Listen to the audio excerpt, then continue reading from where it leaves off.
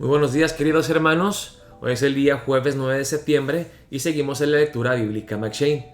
Hoy vamos a leer 2 Samuel 3, 1 Corintios 14, Ezequiel 12 y el Salmo 51. La reflexión de Por amor a Dios, volumen 1, viene de 2 Samuel capítulo 3. Aún después de la muerte del rey Saúl, David no se convirtió inmediatamente en el rey de Israel. Al principio le ungieron como rey sobre Judá, y solo Judá.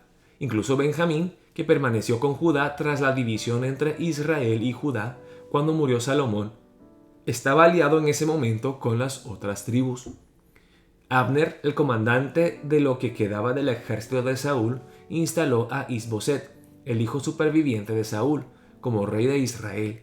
Se multiplicaron las luchas entre los ejércitos de David y los de Isboset.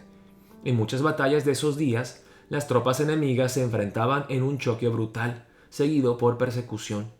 Uno de los bandos huía y el otro lo perseguía. En uno de estos enfrentamientos, Abner mató a uno de los 3 hijos de Sarvia, Asael, del ejército de David. La muerte fue limpia, es decir, se cumplieron las reglas de la guerra y no fue un asesinato. Sin embargo, esta muerte precipitó algunos de los eventos más importantes de 2 Samuel capítulo 3.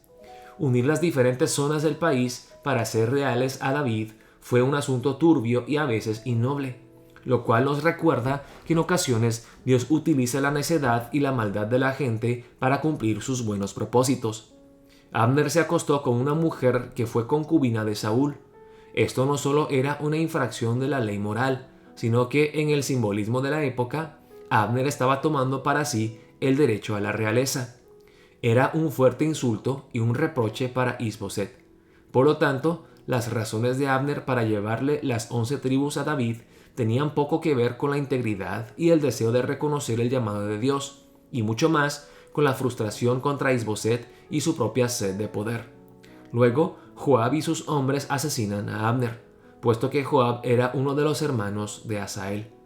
Pero esto sí fue asesinato y un desafío al salvoconducto de David.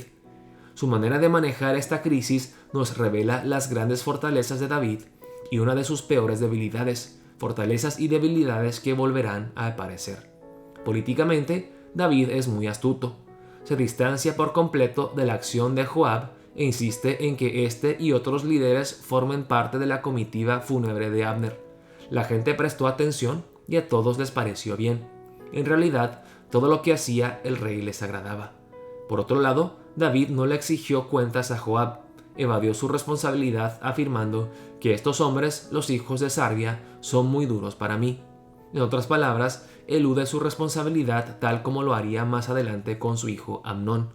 Las consecuencias de esto último provocaron la revuelta de Absalón y casi le cuesta el trono a David. El camino de Dios nunca es abdicar de la responsabilidad que se nos ha ordenado bíblicamente.